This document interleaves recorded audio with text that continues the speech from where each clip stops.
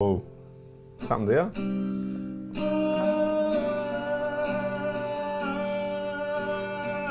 I think Radiohead are absolute geniuses, you know. Yeah, the boss. Imagine writing that, like... There was a gig on BBC or on Sky or something the other week, and I just sat down and watched it, and it was fucking amazing. It was just like, yeah. They're just genius. But I used to be like a don't get it about them, but now I fucking very much do. I want to see them now. Yeah, I'd love to see them. This is pure performance, no backing track, no loop and pedal, no edits, just raw, soulful art. That's what they say about Talking Reds, isn't it? Yeah. Some cunt somewhere sat going, Savvy, I like what those two fellas. It's art. Oh! Yeah. Some cunt somewhere sat going, I like what those two fellas. Whoa, lad!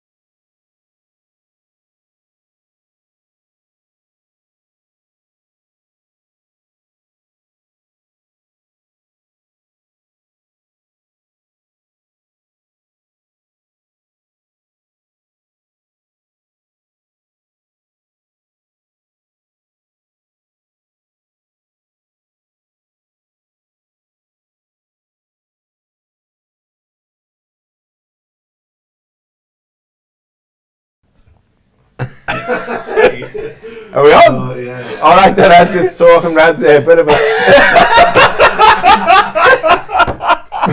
bit of a technical hiccup there, whereby if you've been watching live, you got us reacting to someone doing a cover of Radiohead. And a really good cover, Adam, what's his name, Barnett, I think, really good. Check him out on YouTube. But someone had commented that it was art, and I said that's what people say about Talking Reds. And it went from there. It could have been a lot worse. It could have been a lot worse. It could have been slagging someone off or something. So up the Reds. I think we're just going to leave it in as well. So if you're watching later on, not live, it should still be there. Yeah, that was a bit wild. We're going to talk about, there was a wild rumour, but let's just do it anyway. I don't think it's going to happen, let's be honest, but it is silly season. It is the time of year where transfer rumours are all over the show, and straight after this we are doing a gutter with Rob Gutman, so I don't want to nick all of his stuff, if you like, but I do want to nick the Gini thing. It's just the idea of him coming back on loan. It doesn't feel like a very Klopp or Liverpool thing to do. You know what though, I'd be into it. I'd be fucking into it. I miss the song, I miss him. I think he's dead reliable. But in terms of pathways of lads in midfield like Curtis and Harvey and things like that, I just don't think he's going to do it. I don't think he left. I don't think they all hate each other. No, definitely not. I think if there was some weird way where it could happen, you could imagine it. You could imagine him coming back into the changes and back to Kirby and everyone being like, "It's right, Gini, lad." It wouldn't be like, "Dreaming here." No, absolutely not. I think it's not like he blagged that he had a back injury or something. No, it's the easiest headline to write though, isn't it? When a footballer leaves and it doesn't quite go well for him. Like I feel like it's happened with every footballer that we've lost over the past sort of 5, 10 and further back years. I mean, look, I'm a softie, so I'd have him back just because I love the idea of someone coming back and then I'm having a big moment on the return and all of that, but I just don't see it happening. I think he was dead trustworthy though, wasn't he? He was, that was the best thing. He was never injured. No. And when he played, he hardly ever gave the ball away. And I know there was that weird period where people were like, well, what does he actually do and all of that. Bollocks. I think we're beyond that now, aren't we? Yeah, we are. We've all grown up. I valued his contribution massively, and I think it'd be quality if he came back. But I just think it's absolutely nonsense. What I've also done, so we don't rob all of Rob's stuff as well. Do subscribe, listen to the gutter, listen to 3 Strikes as well, which is straight after that as well. I asked for some questions on Twitter, and I had a quick look before, and some of them were good. But throw some in the live there. I am reading as we're going along here, and I'll read some of them out as well. Loads of people have asked what I'm doing. I don't know, is the honest answer. Maybe some teaching, we'll see. No big plans for what I'm doing. I am still leaving. People are saying you're doing a weird job of leaving.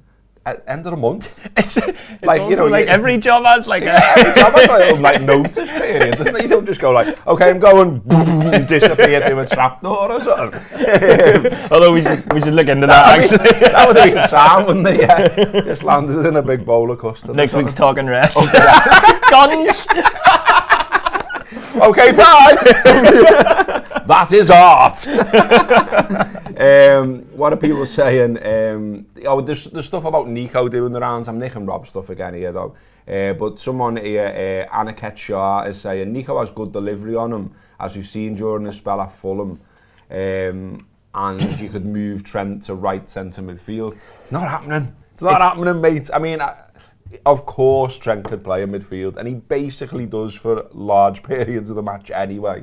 But they're not moving him, are they? No, I don't think they are. I think there's a funny thing with Nico in that he's gone on loan and he's done brilliantly, and there's the possibility that Nico Williams coming back is better than the new right back that we're signing. There's a possibility. He's I'm a just kid, saying that. isn't he? Yeah, he's a kid. He's a kid. Young player of the year in Scotland, though. And what I'm getting at is that with Nico, it feels like off the back of his 6 months on loan, it feels like for him to really kick on now, he probably needs to go and leave. He probably needs to go elsewhere and do it. I think he will as well.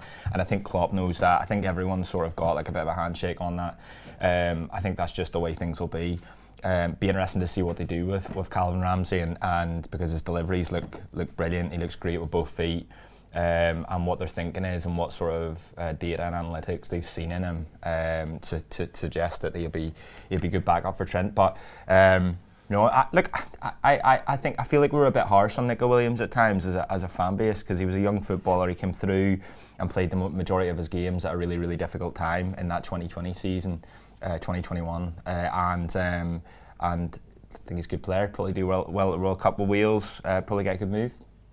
Yeah, someone's mentioned there the Minamino comments, which I hadn't actually put down as a thing we were going to talk about. I mean, say put down, there's not much yet there. If you turned up with an agenda, I'd be like, who are you? What are you doing? Who's this fella? But Minamino's made some comments. He made just 9 starts in all competitions for the Reds in the season just gone. Played in, he was obviously top scorer in the Cups, wasn't he? And played a big part in that. So I think it's a little bit weird what he said, which is many of the games I played weren't of interest to anyone. I mean, Leicester, lad, was belter, wasn't it? Oh, he's being harsh on himself there, isn't he? You sort of see that in his face at times, like when he'd celebrate a goal or whatever, he'd sort of like, I wanted him to like feel something more. Do you know what I mean by that? Like the Leicester game, that's a big one. Yeah. Like when he's lifting the cup, I wanted him to feel as if he was a massive part of that, because he was like, he was top goal scorer in both those cup competitions. And so whenever Klopp's handing him the trophy and saying, you lift that lad, it's because he deserves it. It's not because he's like, he wants to make everyone feel part of it. It's because he helped deliver those two. So says he was motivated by regret and anger every day. Wow, what an angry fella. Maybe he should go to Monaco and have a nice time. He'll do really well in that league as well. That's so harsh on Taki there. 14 goals in 55 appearances. I mean, it does look like he's going to move on, and there are a string of clubs interested. Atalanta, Leeds, Wolves, all names being mentioned today as being interested in him, and it does look like Liverpool will make a profit. People sometimes don't like to hear that, but ultimately there is a business side to football, and they got him for 7.25. Looks like we'll get about 15, 16, 17. Not bad, and obviously played a big part in us helping to win the cup. Yeah, it's a bit weird, his comments really. I mean, there could be some aspects lost in translation or whatever. I did see a comment last night, and it made no sense at all from the interview he'd done. It was like, well, what does that mean? You know what I mean? And probably someone's whacked it into Google or something and gone, oh, right. Yeah, Japanese. Because that's how you type. I think if I was him, I'd feel slightly aggrieved, but then you look at what's up in front of him, I'd feel slightly aggrieved because every footballer feels as if they should be playing, and especially with him, like the way he's contributed over the past season in particular. But he's got Salah and he had Mane, and he's had all these Diaz coming in, he had all these footballers ahead of him. I don't see where he thought he was going to get a game. What have we else got? What else have we got in the comments here? People are still going on about the intro. Anfield Wrap uncensored. Like Hollyoaks at night. Yeah, that was absolute belt to that. Brandon says Gini could be a valuable scorer midfielder that we're lacking now. As we said though, I just don't see it happening. I mean, as I say, I don't mind though. But he also, he would have, you would imagine, gone and got much bigger wages now at PSG. So, we're constantly talking, aren't we, about the wage structure right now, and we are again on three strikes. Maybe he's put some money in the bank over the past, maybe he's done some savings over the past 12 months, and then he could take a little pay cut. Super Reds wants to know, is this the end of Crisp Chat? I don't know, man. I don't know. Maybe that's what I could do. Launch a crisp channel. Fucking hell. Put on about 50 stone. My crisps. My hand in mine was... Subscribe to the Crisp channel as Gareth races his way to a heart attack. It takes a turn at the end, that one. And more chat there about crisps from John Moore. Oh yeah, tell us where you are. Crisps and John Moore. Tell us where you are. I forgot to ask that. I always love to see where you all are and where you're watching from and all that. Gini would improve our defence. Someone shouting up for Roysters there. Let's go back to Twitter. What are they saying on here? I think we actually got more. I'm getting gifs about crisps on Twitter. So all 12 years near enough is it that I've been at the Anfield Wrap, and I'm going to be remembered for crisps. Yeah, maybe let's not do crisps next week. Up the Reds. Put that on my CV wherever I go next. Well, I used to talk about crisps on the YouTube. Classic crisps. Oh, right, sound. Blah, blah, blah, blah, blah. What else have we got? Curtis Jones. Here we go. Here's a big question from Gilly. He says, Curtis Jones, will he fulfil his potential at the club? Should he be progressing more? Depends what you think his potential is, or his ceiling is, because there seems to be a bit of a discrepancy between what some people think Curtis Jones is and can be, and what they think he is currently, and the fact that we should maybe get rid of him to Villa for 25-30 million or whatever was being touted. I really, really like him. I watched him when he was a kid under Gerrard in the youth team, and he was just like head and shoulders above everyone else. The interesting thing about Curtis Jones now is, if I didn't know it was the same Curtis Jones, I wouldn't think it was the same player that I'd watched back then. Do you know what I mean? Yeah. And that everything he's being asked to do now isn't... It's quite sensible. Yeah, it's sensible. Yeah. But the thing about Curtis Jones at that level was like, just off the fly. He was just like a bit like, it was like instinctively in him to just do something that was a bit magic, or just out of nothing take on a player, do a trick past someone. And I don't really see that anymore. I don't know whether that's confidence thing. It's probably not. It's probably a systematic thing. It's a Klopp thing, asking him to fulfill a particular job. It'll all depend on whether Jurgen Klopp believes that Curtis Jones can do that for him. And I think, look, he's 21 years old at the moment, and we're spoiled by Trent coming through at such a young age. We're spoiled by seeing so much of Harvey Elliott at the beginning of last season, and how young he is, that he's only 21 years old. He's got loads of time here, and if he's the 7th, 8th best centre midfielder that we've got, then we're in a really, really good position. I feel sorry for him as well, because pre-Klopp times, if he'd come through, he's the shining light in the team, isn't he? He's the one that we're all before the World Cup as well, where you got this sort of congested fixture list. We're going to see loads of rotation. We're going to see, Liverpool anyway. The back end of last season, what was it, from sort of the middle of February almost to the end of the season, they were playing every couple of days anyway. So they're kind of used to how it's going to be, and I wonder whether that's going to be a little advantage for Liverpool anyway. But what it'll also mean is that there'll be loads of rotation, there'll be loads of opportunity, and midfield tends to be where Klopp does make some changes, because you need legs to get up and down, obviously. I think it's worth remembering with Curtis as well. It's only 74 appearances for Liverpool. As you mentioned, he's only 21 years old, and 27 of those 74 appearances are as a sub. So only 47 starts so far for Liverpool. So he's not played that much. He's football. played some big games, like in the Champions League. You think of Porto away, you think of Ajax away the previous season. Like there's been Leipzig. There's been times where he's stamped his authority on a football match, and he's been brilliant. And you've really been able to see what he can offer this side. I think there's just something a bit like mercurial about him. That's what I really like. No, there is, isn't there? There's like a bit of like just something that you can't quite. Yeah, there is an edge, and there's a bit of spark within him. And I think a run of games. I just don't know how he gets the run of games. But a run of games for him at whatever sort of Premier League side, you might sort of see that come out, and you might see a real football. There's a brilliant footballer in there. People are starting to tell us where they are watching from. Cahill is watching from Meath in Ireland. We've got Super Reds is laughing his head off in the office. John Moore's in Belfast. We've got Belinda, who is in Liverpool, L8. Yeah, of course, is watching from a hole in the ground in Bristol, fitting a pipe. Okay, come on. Phil is in Lisbon, Northern Ireland. Lisburn. Did I get it wrong? It's Sorry. quite different to Lisbon. Sorry. Lisburn. He says, sad to see you go, Robbo. All the best, lad. Thank you, mate. Tony is in his van in Cork City. Great place. Great tea. What else have we got down here? I wonder if the Otterspool tip is commenting saying, job going down here, la, working the cardboard recycling. Well, I loved it. I know Lee Timo who works there, and I wonder if that's him or whether that's one of his mates. If it's not you, Lee, you must know Lee. I'd do that. I loved the tip. I went to White and Tip at the weekend. It was belter. We get a half day right on a Wednesday because we have to work weekends around the football, and one of my favourite things to do is drive down to Otterspool Tip. It's like really, you're like, it feels good. It's cleansing, isn't it? And it's also good if you just lash stuff as well. Like got something heavy. Yeah. I mean, cardboard's a piece of piss, wouldn't it? Yeah. He says there. He says, I'm down by the big elephant. Don't tell the boss I should be working the wood and metal.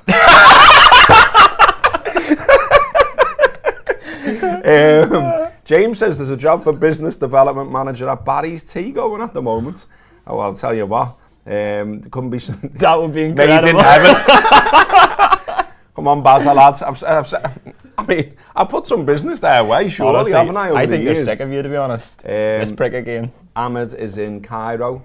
There. Someone else says that Otterspool Tip is the best around. Nightmare during the pandemic, like massive queues. Yeah, it was. But good now. Bit of a traffic hazard in the end. Yeah, it was. Oof. Not good for getting to work. Tell you what, yeah. Right, where are we? What else have we got in the comments? Would you have Gini back? We already did that. This is random. What's the best beer garden in Liverpool? You answer that while I look for something about footy. I mean, Matu's nice for the views and that. What's the one? I'm taking a complete mind blank. Casimir Garden on Seal Street. That's the one. That's it's brilliant. It's good ale in there as well, but watch it, right? Because they do like loads of real ales, which I like. But we just got on Monday, and we ended up fucking balloons. Like a 9%. Yeah, and we didn't get on it was dead strong. It was like, nice this, and it was going down well in the sun, and the next minute it was like, oh, I love you, lad. My dad got a box of those one Christmas, and he's celiac, so he can't drink beer. So I was drinking them on Boxing Day, and I had about 2 of them, and just like, what it is. If I was in charge of the country, lifting cocktails on with my hands. First thing you do, get into that Boris to tell you. Are chipsticks overrated, says John Connolly? No. They're really good, aren't they? Salt and vinegar. See when you're unbelievable. Unbelievable, yeah. Do you crush them? Good. I do. I crush everything, yeah. Here's a footy question from a great lad, Joel Rabinovitz, formerly contributor to the Anfield Wrap now and then. He's doing different stuff these days. Spoke to him the other day. Nice. And he said he was enjoying sort of having a little rest from the footy. Puts dead nice for some. Puts dead nice pictures up on Instagram of all these places he's travelling to as well. Dead jealous. But anyway, he says, what do we expect from Jota next season? 21 goals last season, but feels like he's been overlooked in a lot of recent discussions around the attack. Given the excitement around Núñez and Diaz and the futures of Mane and Salah. I think he's right there. Like he's almost like he's not been in the conversation, has he? And it's almost like everyone's putting up these like the new look attack next season, and Jota's not in it. Do you know what I mean? And you're like, that's harsh. I'm expecting big things from him. I actually wouldn't be surprised to see him start the season. It'll all depend on what what Nunez looks like when he comes back and how quickly he settles in, because he's a young lad in a new country, blah blah blah. But I'm expecting big things from him. I think we've seen he's in patches, and that's the thing. Whenever we signed him from Wolves, I remember listening to Wolves Fancast, I think it's called, and they were talking about Jota, and they said in patches he's brilliant, and then he goes missing for a few, and then he'll come back. And I think his main sort of objective for next season is a little bit less patching and sort of a little bit more consistency throughout the season. But like, it's really important to remember what he did for us last season in terms of Sadio and Salah being at the AFCON, and how he sort of spearheaded that Liverpool's attack. You think of Arsenal away, you think of around that time when he was just scoring at goal after goal. I'm expecting big things from him. His stats in terms of his goals and assists for Liverpool since he signed are brilliant. 34 and 85. Yeah, really good, and he's still relatively young as well. So big season I'm expecting from him. I love Diogo. I love Diogo. Is he 27? Really do. Let's look up his age while we're here. I think he's younger than that, isn't he? Let's have a go. Jota, 25, you're right.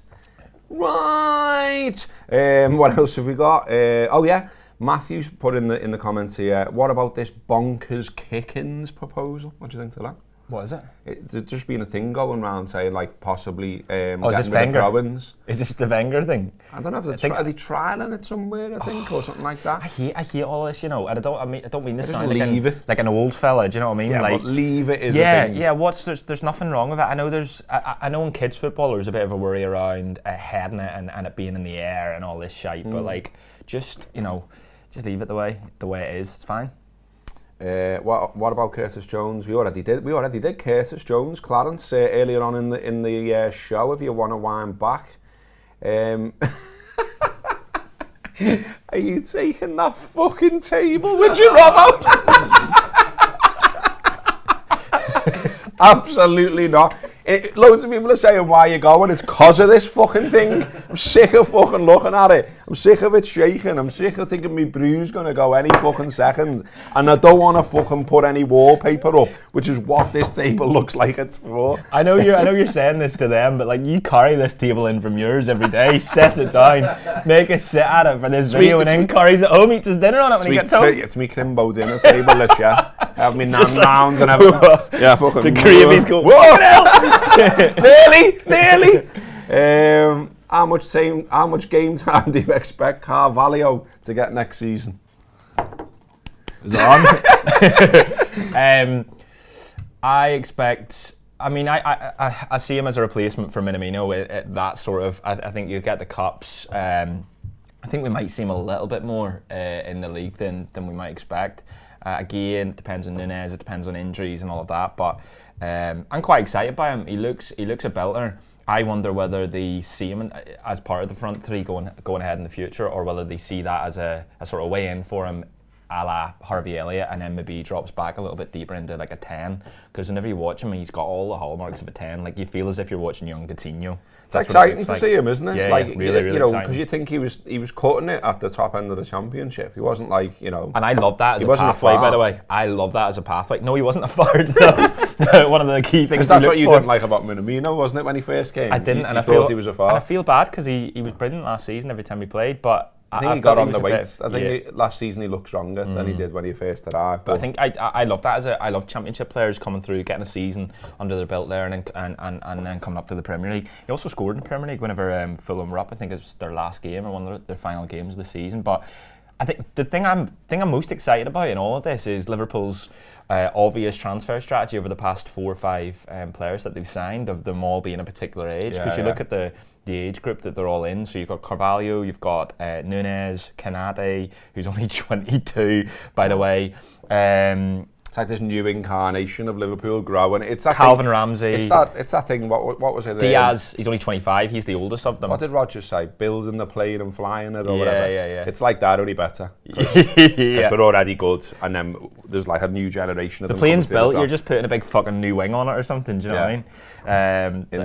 We could probably think of a better analogy. We probably could. Yeah. It's all off the cuff. But that's an average age. I remember looking it up, and it was an average age of like 21 years old. And I think about 2 years ago, we were talking about, after Liverpool had won the league, there was a lot of talk in the Anfield Wrap about having to bring in more players of particular, younger, the likes of, even Andy Robertson, who's now sort of 28. We brought in Thiago, who's 29, brought in Jota, who's a bit younger, and then since Jota, every footballer's been under 25. There's a bit of beef I see about like people moaning that we got an all right fee for Sadio, didn't we? But ultimately, like, if he'd been elsewhere in his contract, obviously it would have been a much bigger fee. Mo could potentially go for nothing. Bobby could potentially go for nothing. And like people are saying, or some people are saying, oh, it's mad that we could end up only getting like 30 million quid for those three forwards who've been absolutely brilliant for Liverpool. But for me, that's the point. They've been absolutely brilliant for Liverpool, and you've squeezed everything you can out of them.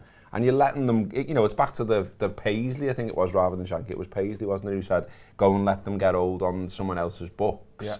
Like, it's that, isn't it? I mean, with Sadio, I'm gutted that he's gone. And, back second half of last season, he was fantastic.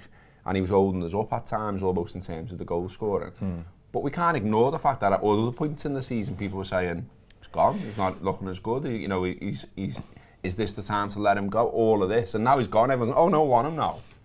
I think we're going to really miss him. I think we're going to look back on Sadio as being like, we're going to talk about that front three, for instance, for generations. We're going to bore people to death about them, how good they were. I think I'm not worried because we've brought in Nunez, but I think I said in another show that I think we as football fans love like the new and shiny things, and then that means we just go, we don't need him anymore. We don't need, because we've got this new thing. We've got Carvalho coming in. We've got Nunez coming in, and I think what Sadio has offered Liverpool is just. He's just a completely different kind of footballer that I've ever seen play for Liverpool, and in his whole everything about him, from personality to what he does on the pitch. He's been 10 out of 10 for Liverpool. Did you see someone repost that boss picture of where he's in like the supermarket with the baby with the gear on and that, and like someone just hands him a baby and he like takes this great picture stood by like the bread or whatever. I love this whole like there's a video he put up, someone reposted it the other day, and it was he'd got a new iPhone. Gini Wijnaldum had bought him a new iPhone as a present. This is like a few years back, and he's going, oh thank you Gini, and Gini's going, oh you're welcome Sadio. It's the most heartwarming video ever. But he was just like he's been incredible signing. The thing what you're talking about is Liverpool have let him go on their terms.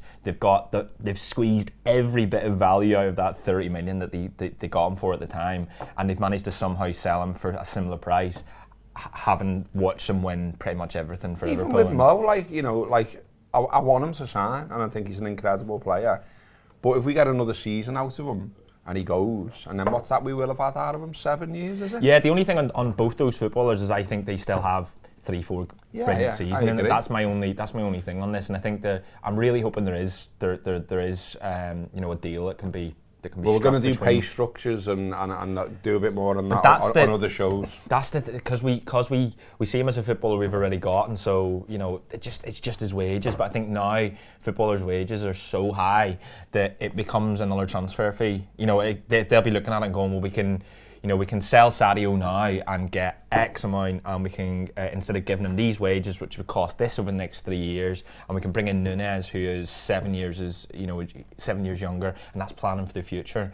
And we think he can do the business now for us, and that's if it pays off, that's another bit of that's more 4D potentially clever, isn't it? Yeah, and look, they've got to adopt a different model to City. They just can't. If it comes down to straight race for cash for the players who are straight off the shelf, they're going to perform. We will lose. So they've got to do something different. But I still think there's going to be some sort of Salah deal done on this. I really do. I really hope. I know that people seem to think that because it's going on longer and longer and longer, that it looks as if they're going to let him go at the end of the season and all of that. But I just think there's something that can be done between the two of them.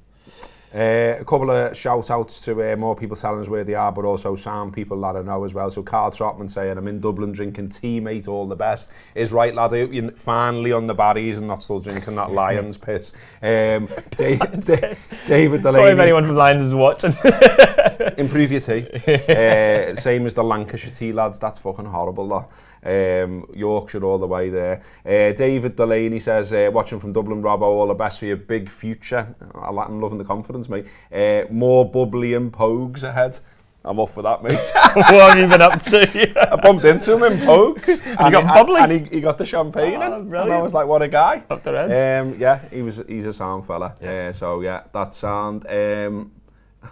What else have we got? Did you ever have meanie crisps? Yeah, we did. Yeah? We did. And do you know what? I bought them last time I was home as well. That was Simon sent us minis. And I saw them on the shelf last time I was home and I bought it.